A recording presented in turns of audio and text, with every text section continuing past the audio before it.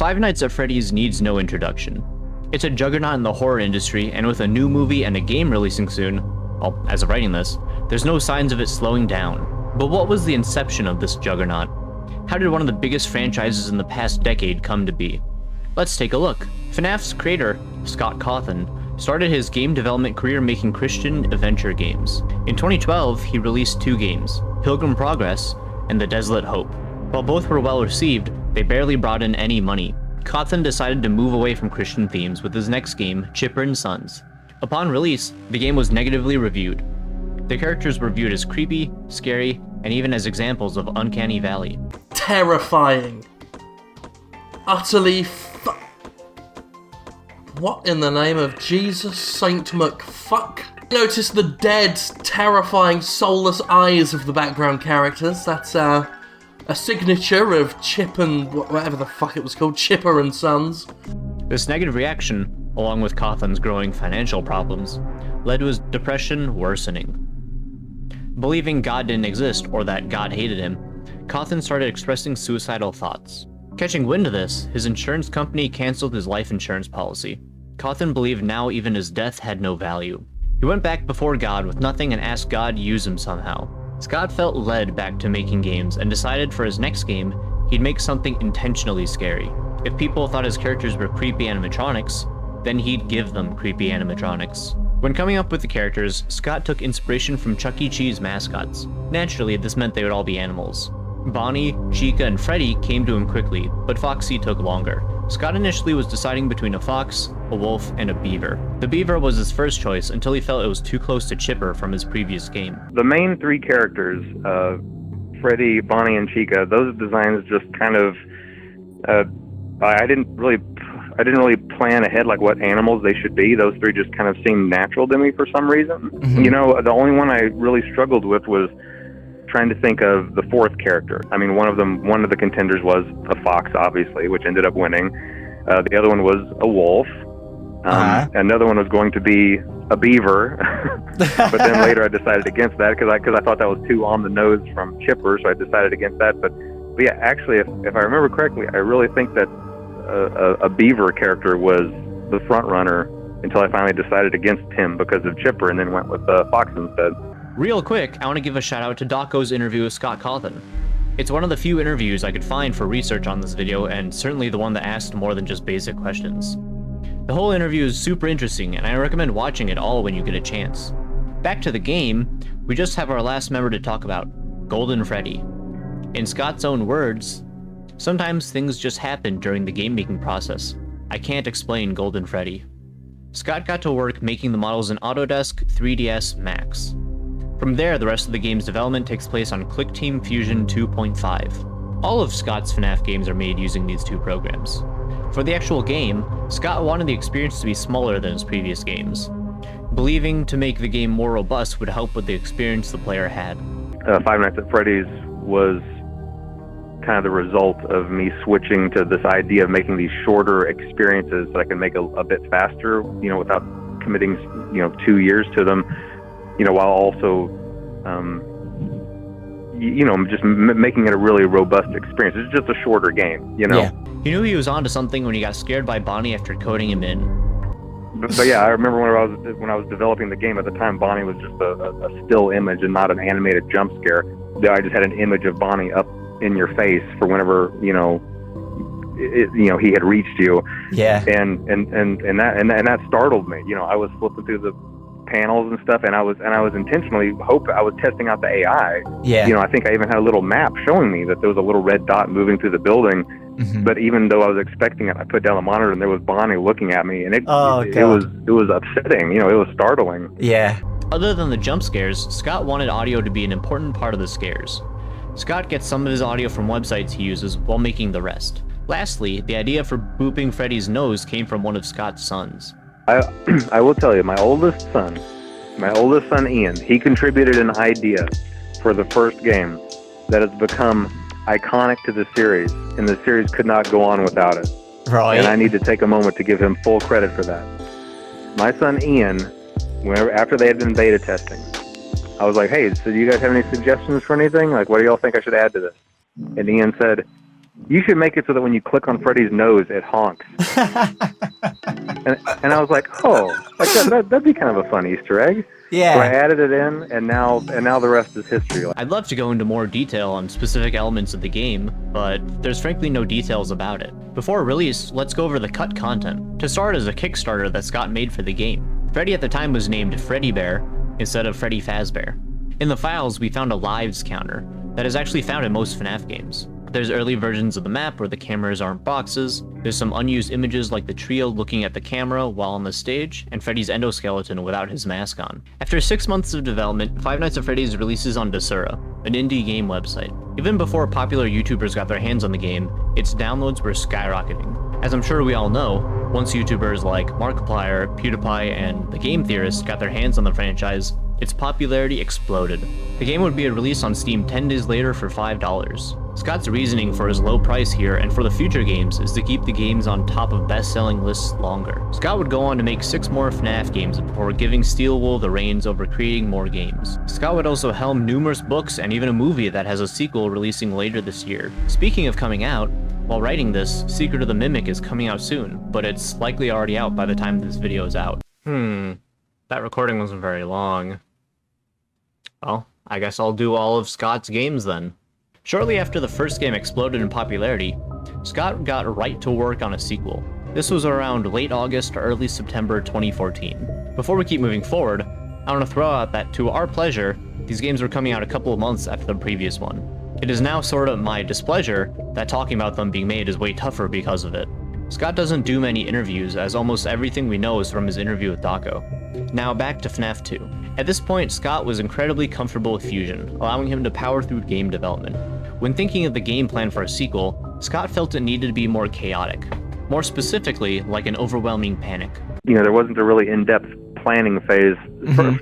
For like the overall feel of the games, like a lot of these were, I just kind of knew what they were supposed to be, or just kind of felt the way that the series should progress. Like I knew that part 2 should be chaotic. You know, part 2 should be, you know, a lot more chaotic than the first one. It should be just crazy. It should be overwhelming panic. The puppet's main function was to keep players from keeping the Freddy mask on. Initially, Scott had a toxic mechanic that would force the player to take off the mask, but he felt it was too contrived. The puppet, along with Foxy ignoring the mask, felt like a more natural solution. When coming up with ideas for a sequel, Scott wanted to expand on the little bit of story he already had in the first game, but didn't want it to get in the way of the game. He decided to tell the story through minigames, viewing it as a non-intrusive way to give players the story without sending waves of text at them. The first teaser for FNAF 2 was released on September 12th, along with the official title and release window of 2015. Over the next month or so, we get some more teasers hinting at the game. On November 4th, ClickTeam did an interview with Scott that I've actually sort of been pulling information from already. In this interview, Scott announces the release date was moved up to December of 2014. Another teaser is a couple days later, and after a few further days, Scott announces a demo for the game. Later that day, Scott releases FNAF 2 instead. This was all on November 10th, weeks before initially stated. Get used to that because it's a reoccurring gag Scott likes. He always felt that if the game is ready, he should just release it instead of sitting on it. You know, the way that I see it is that if you have something ready to go, just do it. Yeah. I mean, what's the point? You know, I'm not a, you know, I wasn't a gigantic corporation, you know, with, releasing, advertise with a big marketing campaign, all targeting a specific date, trying to squeeze it between other releases. You know, I mean, I had people who were excited about the game and who were looking forward to it, and those are the only people that I was thinking about. You know, it's like, hey, there's a fan base here, and they're excited for this.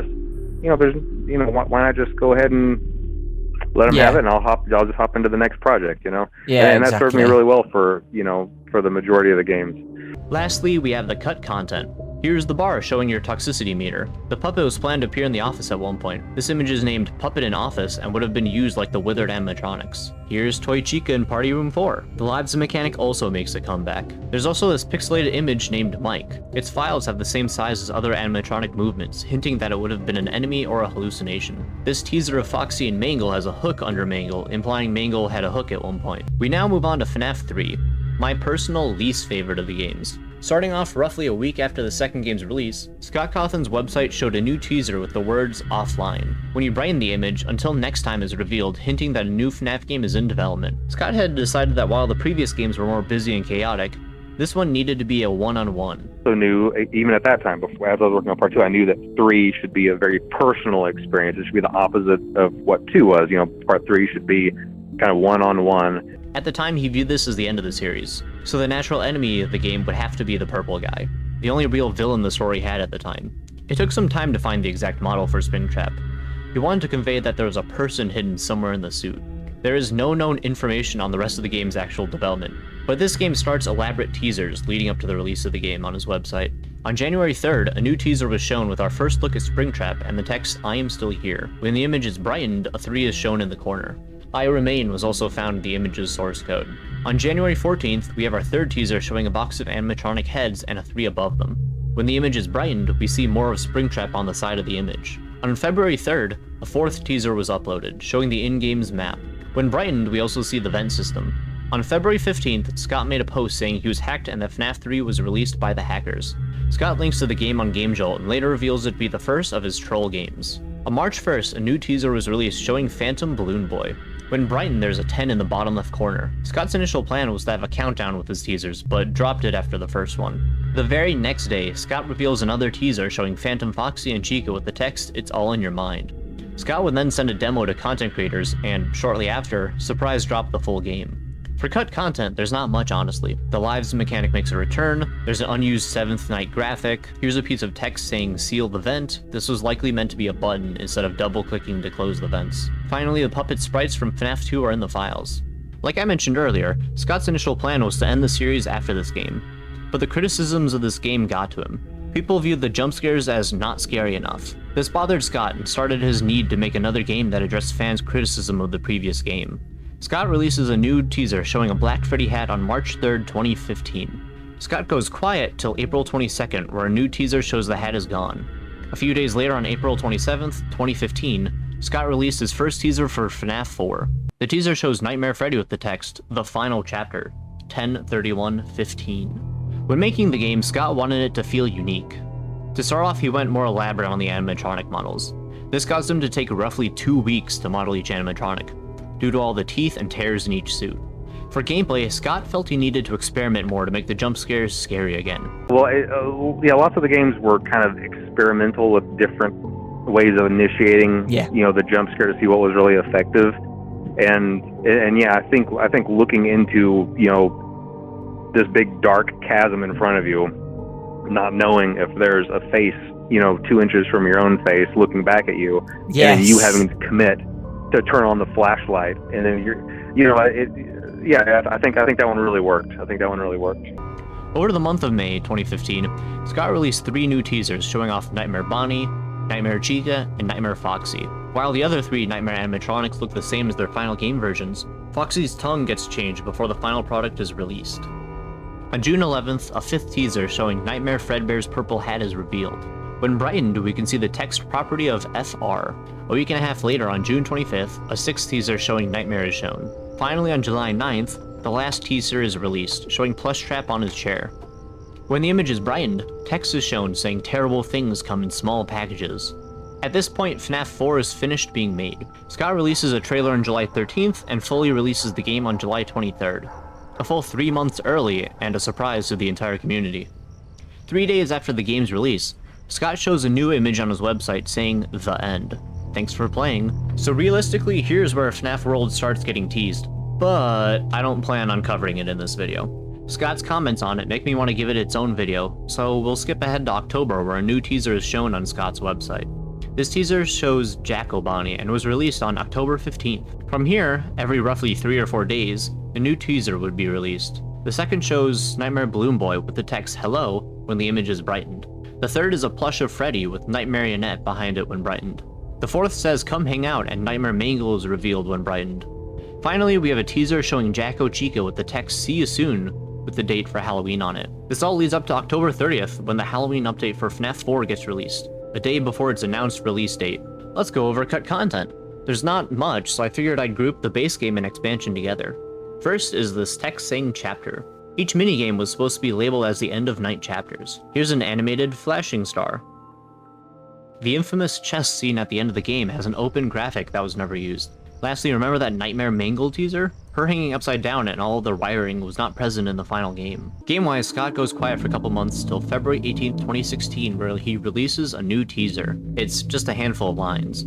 Over the next 2 months, more teaser images like this one would be released, but slowly revealing more letters. Words would also be revealed when the image was brightened, like never and there. Finally, on April 23rd, the full teaser was revealed, announcing Five Nights at Freddy's sister location, and our first look at Circus Baby. Like with FNAF 4, Scott was unhappy with the reception of the previous game and how it affected the story.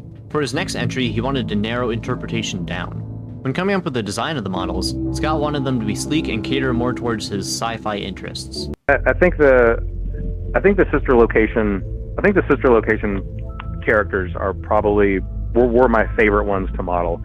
I really like the metallic kind of look.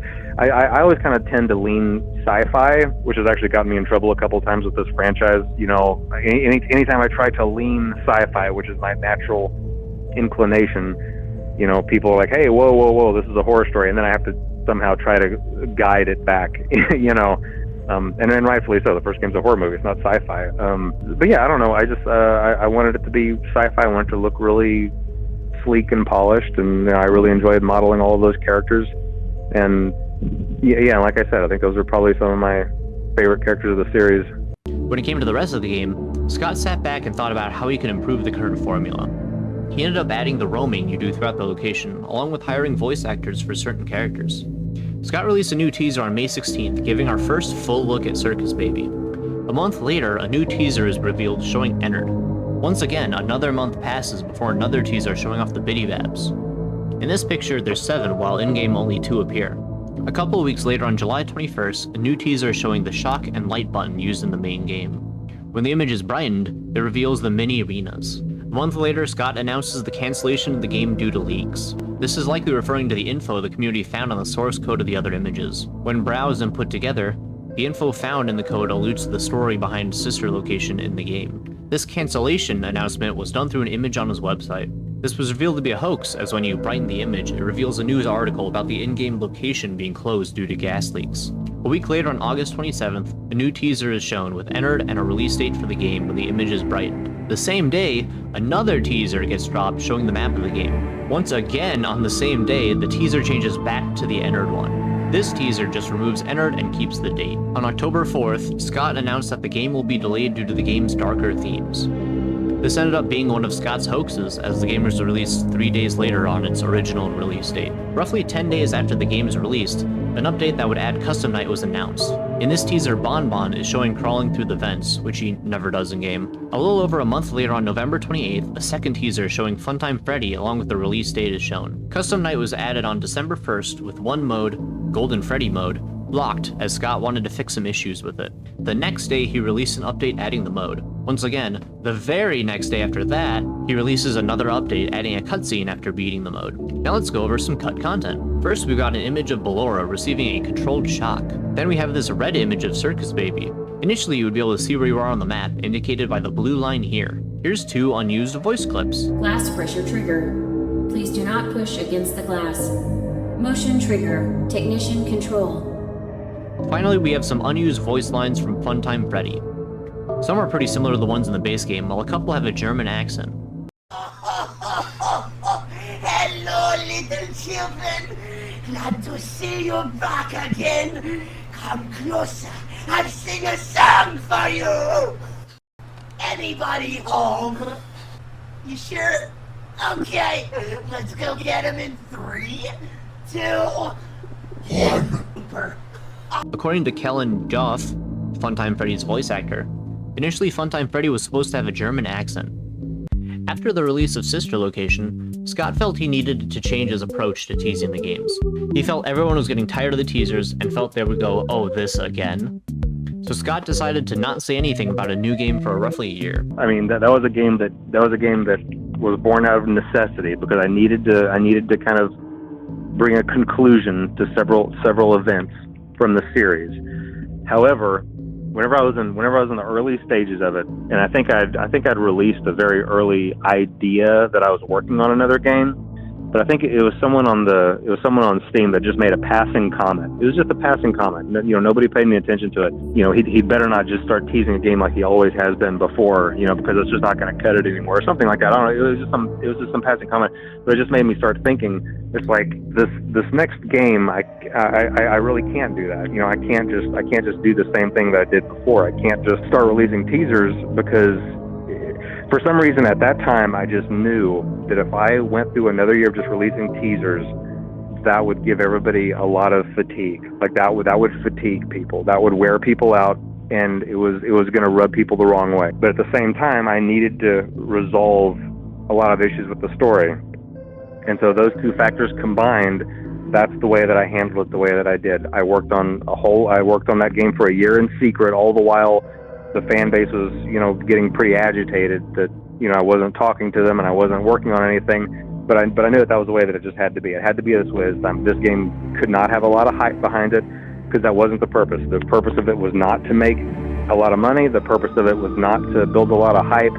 It was just to resolve some plot points that people wanted to see. This is why the game has so little pre-release content. Also, probably why the game is free. As for the game itself, Scott wanted every game to feel different.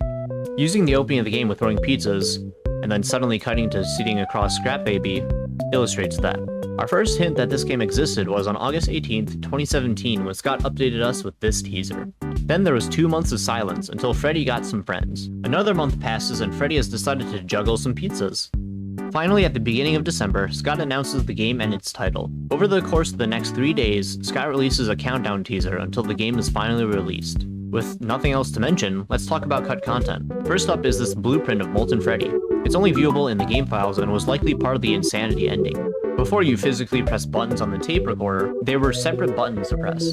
Before December 11th, each animatronic had a different jump scare. Here they are compared to the new ones. Finally, there were extra rooms in the simulator section. 8 extra rooms can be viewed when booting the game up in ClickTeam 2.5. On February 18th, 2018, Scott announced an update for the game called Ultimate Custom Night. The update would include many animatronics in a classic FNAF gameplay style. The update was planned for August 8th, but on May 30th, the update was announced as a standalone title.